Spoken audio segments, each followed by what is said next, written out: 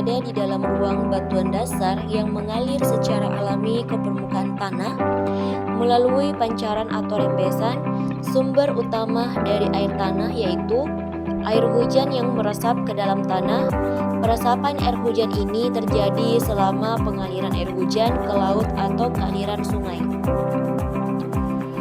Dan tanah merupakan bagian atas kulit bumi yang telah mengalami pelapukan yang di dalamnya mengalami aktivitas geologi. Dua variabel yang membedakan pengertian tanah di bidang pertanian dan yang lainnya adalah kedalaman tanah dan ukuran partikelnya. Jika bagian tanah yang mengalami pelapukan adalah dangkal, maka bagian tersebutlah yang dipakai sebagai kedalaman tanah.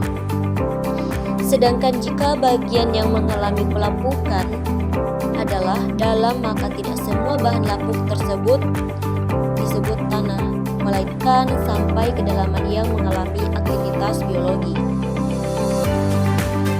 Adapun konsep dasar air tanah. Air tanah adalah air yang berada di dalam ruang pori-pori dan celah-celah batuan dan sedimen di bawah permukaan tanah. Air tanah merupakan sumber air tawar yang penting bagi kehidupan manusia dan makhluk hidup lainnya. Dan proses terbentuknya air tanah.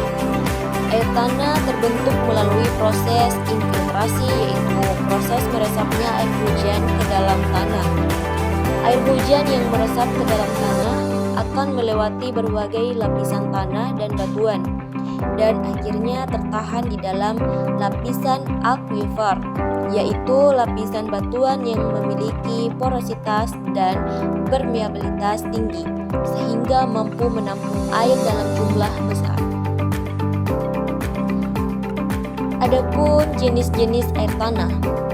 Air tanah dapat diklasifikasikan menjadi dua jenis berdasarkan kedalamannya.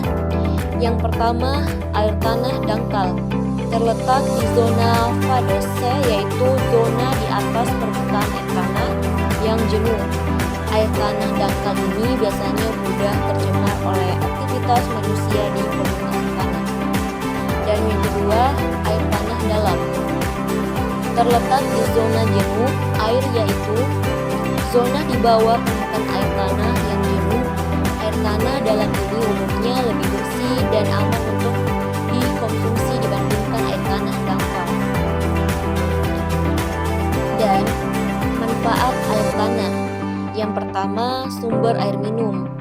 Air tanah merupakan sumber air minum yang penting bagi manusia, terutama di daerah yang tidak memiliki akses terhadap air bersih dari sumber lain. Dan yang tahap kedua, irigasi.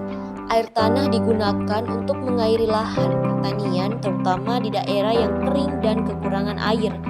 Dan yang ketiga, industri. Air tanah digunakan dalam berbagai proses industri seperti tekstil, pulp, dan kertas dan kimia.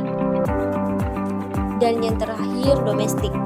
Air tanah digunakan untuk keperluan rumah tangga seperti mencuci, mandi, dan memasak, dan lain-lainnya. Sekian dari saya. Wassalamualaikum warahmatullahi wabarakatuh.